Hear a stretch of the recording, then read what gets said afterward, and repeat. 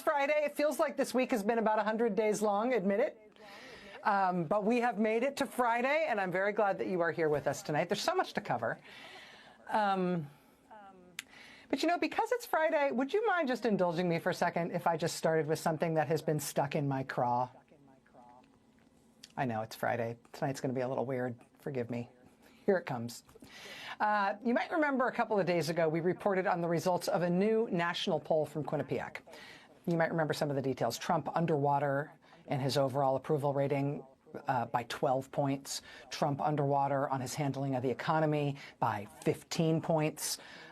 Americans saying that Trump's tariff gamble will cause immediate harm to the U.S. economy by a 50-point margin, saying what he's doing will hurt the U.S. economy. You might remember we covered that Quinnipiac poll a couple of days ago. But Quinnipiac also had a couple of questions at the end of that poll that we didn't cover when we did it the other night, but they've been gnawing at me a little bit ever since. And the first one was this, quote, "As you may know, the editor of The Atlantic magazine was accidentally added to a group text chat on the messaging service Signal, where plans to launch airstrikes against a rebel group in Yemen were discussed. The chat included President Trump's national security advisor, the defense secretary, the vice president. The question is this. This is the polling question. How serious a problem do you think it is that the messaging service Signal was used to discuss these plans?" Well, the proportion of Americans who said it was not a serious problem was 22%. The proportion of Americans who said it was a somewhat serious or very serious problem was 74%. So by a 52-point margin, Americans think that whole Signal thing was a big freaking deal. And indeed, in any other presidency, that would be the scandal that resulted in all the resignations, right? That would be the end. And this administration, it's like one of 50 scandals of roughly that size in this past month alone. But, you know, nobody got fired for it. And nobody resigned. Nobody got dinged. There were no consequences at all. And the American people disagree with that. The American people think at least somebody should have been fired for that Signal thing, which was a big deal. This is from that Quinnipiac poll. Do you think someone in the Trump administration should lose their job over the Signal group chat incident or not? Yes, somebody should have lost their job over that, says 61% of the American public. 31% say no, but that means by a 30-point margin, the American people this week are like, wow, hey, yeah, that was a big deal and somebody should have been fired for that. But no one was fired for that. Now, though, a new CBS News report gives us a little window into what it's like at the upper echelons of this administration and what a tight ship they're running up there on their communications, especially with the people at the very, very top of the United States government. This is from CBS News. On March 3rd, several days before Atlantic magazine editor Jeffrey Goldberg was mistakenly added to a group chat with top Trump national security advisors, retired Lieutenant General H.R. McMaster received an unexpected call on his personal cell phone. It was from the White House. And he was instructed by the voice on the other end of the line to stand by for the President of the United States. McMaster had served as national security advisor during President Trump's first term. He was surprised to hear from Mr. Trump at all. But Trump opened the call by saying, "Henry," before launching into conversation. It was then that General McMaster knew this familiar voice was indeed Donald Trump, but he also realized something else. Trump had not intended to call him at all. General McMaster goes by HR, short for Herbert Raymond, not Henry. McMaster then said into the phone, "Mr. President, this is HR McMaster." Trump responded by saying, "Why the F would I talk to HR McMaster?" Quote, "The call was brief."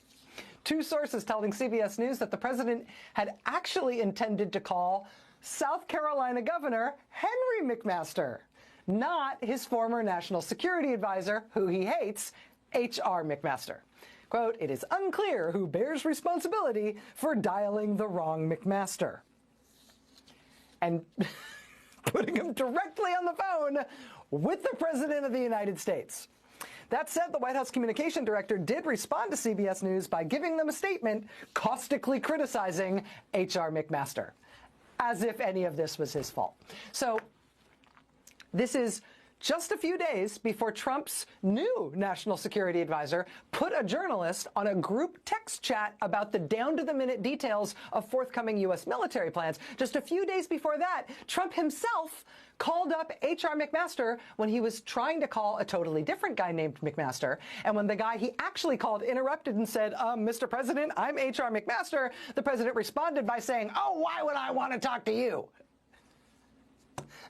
Sir, you called me. I mean, can I give you another? I'm sorry, it's Friday. I have worn through my filter. I just cannot even with this being the government of the United States of America. But let me just give you one more. All right, this is also this week. You may recall that Trump appointed a pro wrestling executive named Linda to be the Secretary of Education, Linda McMahon, right? Turned out to be a weird job because both she and Donald Trump say that her job as Secretary of Education is to shut down the Department of Education. Kind of a strange job. Still, though, Linda McMahon, Trump's education secretary, found time in her busy schedule to go to a conference this week, a conference on artificial intelligence and American education. It's a whole conference about AI. Artificial intelligence, AI. That's what we call it, right? AI. AI. Unless you're Trump's education secretary. In case that abbreviation, AI, turns out that's a really hard one. I heard, I think it was a letter or a report that I heard this morning. I wish I could remember the source, but that there is a school system that's going to start making sure that first graders or even pre-Ks have A1 teaching, every year starting, that far down in the grades. And that's just that's a wonderful thing. You see the other people on stage with her going, she's the Secretary of Education. She's talking, wait, what are we talking about here?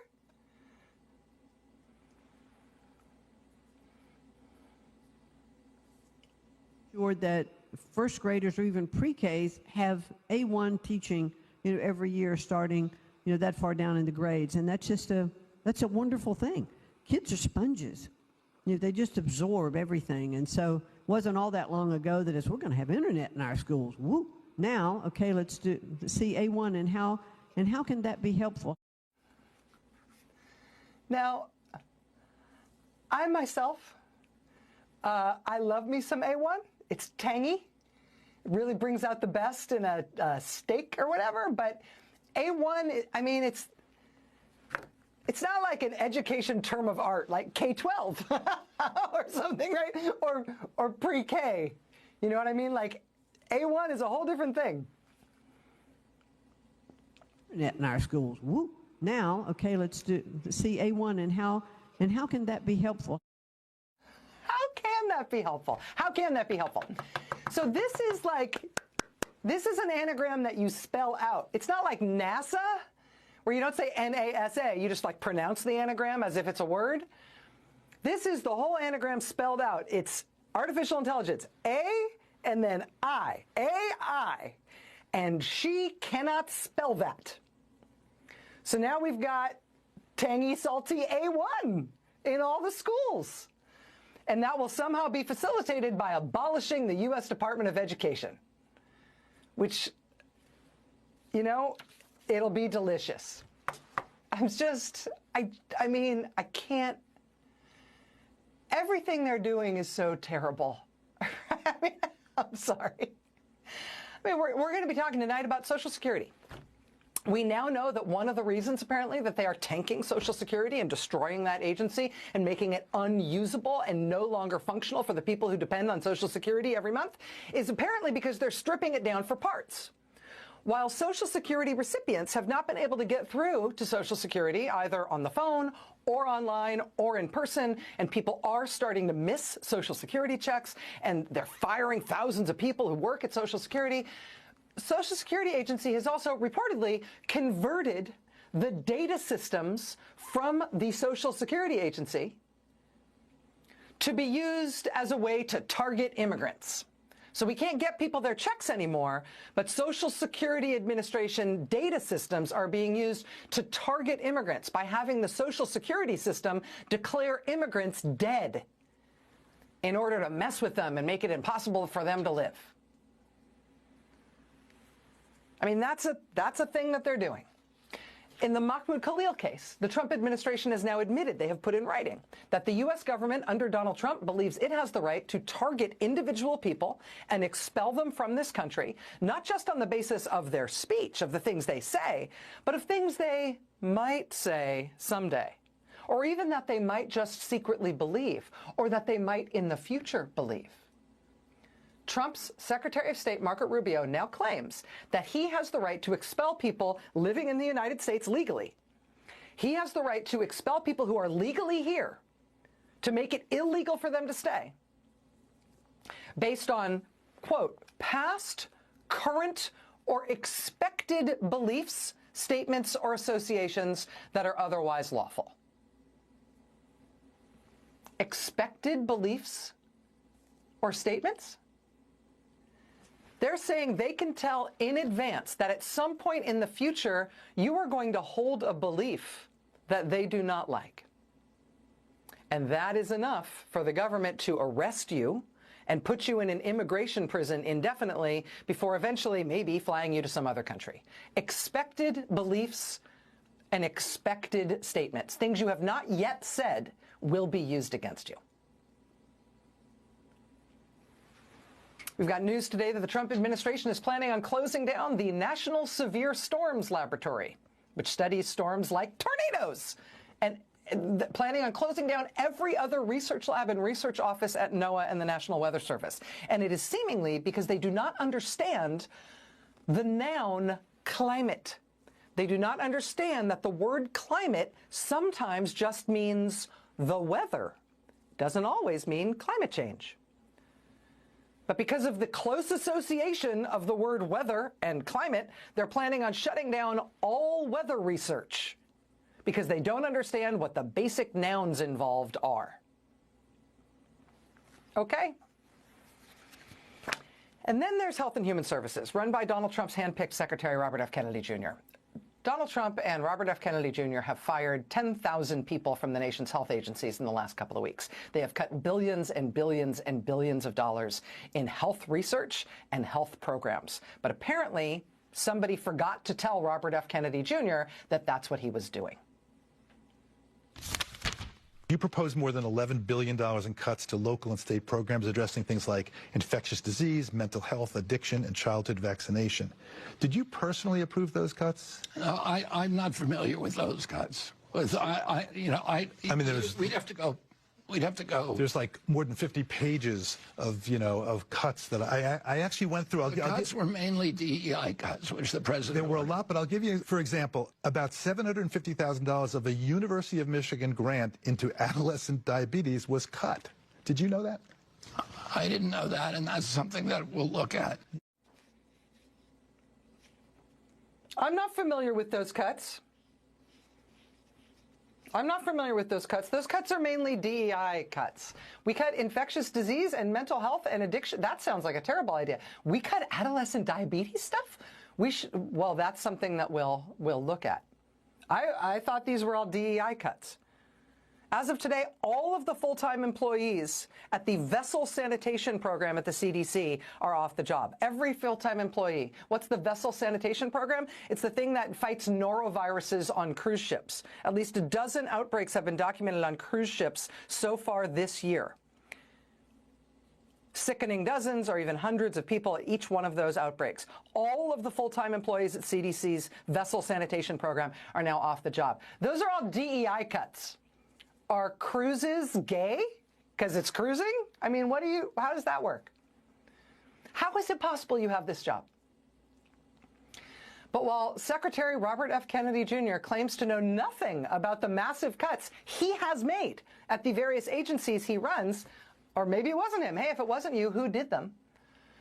One thing he does claim to be very engaged on is the ongoing measles outbreak in West Texas, right? One of the worst measles outbreaks this country has seen in decades. In fact, Kennedy this week personally visited the epicenter of the outbreak. He attended the funeral of an 8-year-old child who's died of measles there, a second kid that this measles outbreak has killed.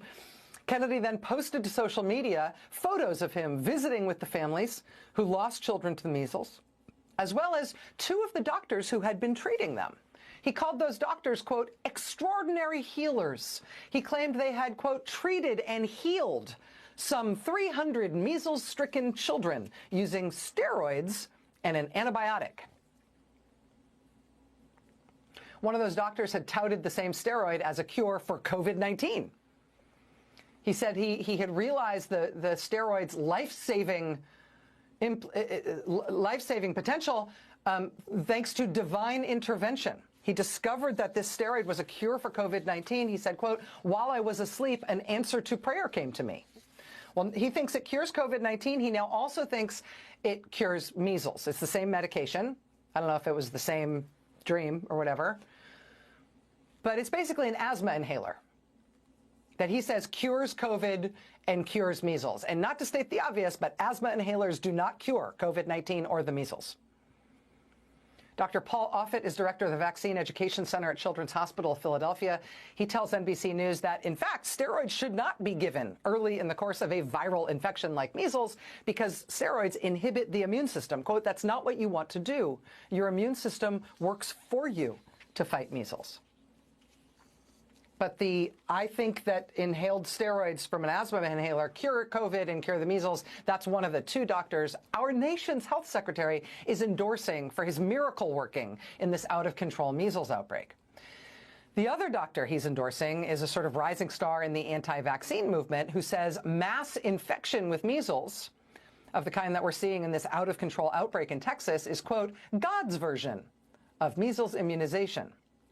From an NBC News report this week, quote, Dr. Ben Edwards, a conventionally trained doctor who has shifted to promoting natural remedies and prayer, has been operating a makeshift clinic in Seminole, Texas, offering children unproven treatments, including, according to a video posted by an anti-vaccine group, quote, while he himself said he was sick with measles. So I know I've just said the word measles a lot, but just focus in on this for a second. What I'm saying here is actually what you think you heard. This is a doctor who advises against the measles vaccine and who is promoting these quack treatments. There is no treatment for measles, right? There's supportive care so that you hopefully don't die from it, but there's no cure for measles. Antibiotics and steroids aren't a cure for measles. But he's saying they're not promoting vaccination, instead promoting these quack treatments. And he is treating patients in this largely unvaccinated community in Texas, and he is doing so while he himself has the measles. Activists from RFK Jr.'s anti-vaccine group, the one that he founded, went to this doctor's makeshift clinic in the middle of this measles outbreak, and standing there in his clinic where he was seeing patients and their families, he told them on camera that he himself was in the midst of a measles infection. How are you feeling? Touch measles yourself? Yeah, I was pretty achy yesterday. Yeah. Did you ever not have measles as a child? No, I had MMR as a kid. How many MMRs do you have? I'd have to go back and look. I don't But know. a few. Yeah. That doesn't work then, does it? No, apparently not. Just wear off. But you're feeling all right?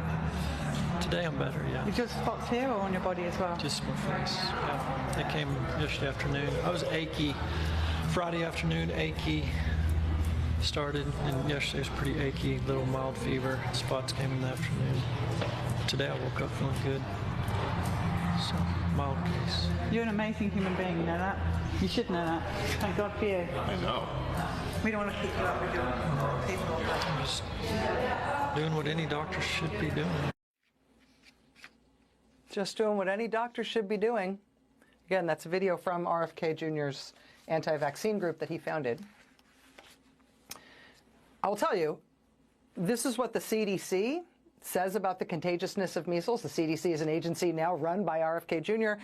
But if you ask them, what about the contagiousness of measles, they will tell you, quote, if you have measles, up to 90% of the people close to you who are not immune will also become infected. You can spread measles to others from 4 days before through 4 days after the rash appears. So there is this doctor in Texas who has active measles infection, who has spots on his face. He has just come down with a rash, he says, the day before. He is asking people in this highly unvaccinated community to bring themselves and their family members in to see him while he himself has just sprung his own measles rash. So you've got a guy who is basically a drinking fountain of measles in that very vulnerable community that is at the center of that outbreak. Dr. Edwards declined comment to NBC News, but our nation's new Health and Human Services Secretary, he says that Texas doctor, those two Texas doctors are, quote, extraordinary healers. This is unfolding as Secretary Kennedy has forced out the nation's top vaccine regulator. You may recall that when Dr. Peter Marks quit a couple of weeks ago, he submitted a resignation letter that called out what he called RFK's misinformation and lies. In an interview with the Associated Press this week, Dr. Marks was more specific about the reason he left. There was a confrontation. Quote, shortly before he was forced to resign, the nation's top vaccine regulator says he refused to grant Health Secretary Kennedy's team unrestricted access to a tightly held vaccine safety database, fearing that the information might be manipulated or even deleted. Dr. Marks agreed to give Kennedy's associates the ability to read thousands of reports of potential vaccine-related issues sent to the government's vaccine adverse event reporting system, but he would not allow them to directly edit the data. Marks telling the Associated Press, quote, why wouldn't we? Because frankly, we don't trust them, he said, using a profanity. He said, quote, they'd write it over or erase the whole database.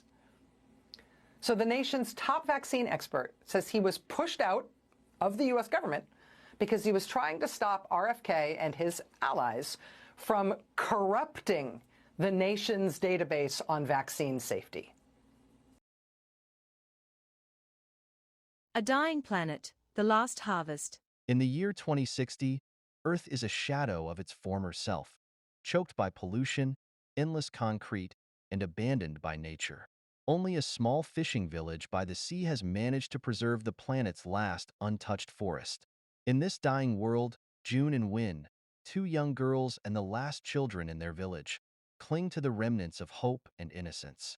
Win roams the forest, collecting the season's last harvest, while June sings songs that echo with a haunting beauty through the village. For more, click Linktree in profile. The Park of Secrets. In the year 2060, near the heart of Florida, just a stone's throw from Disney World, stood a theme park unlike any other, a place known as the House of Secrets.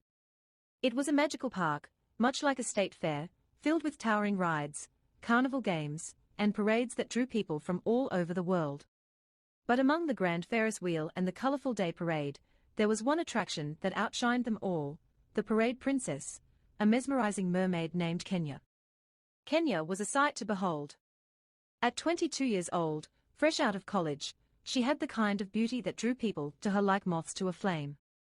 Her brown skin glowed under the park lights, her hair a stunning mix of purple and pink that cascaded over her shoulders. Little pink hearts adorned her cheeks, and a ribbon of color stretched across her nose. But it wasn't just her beauty that made her special.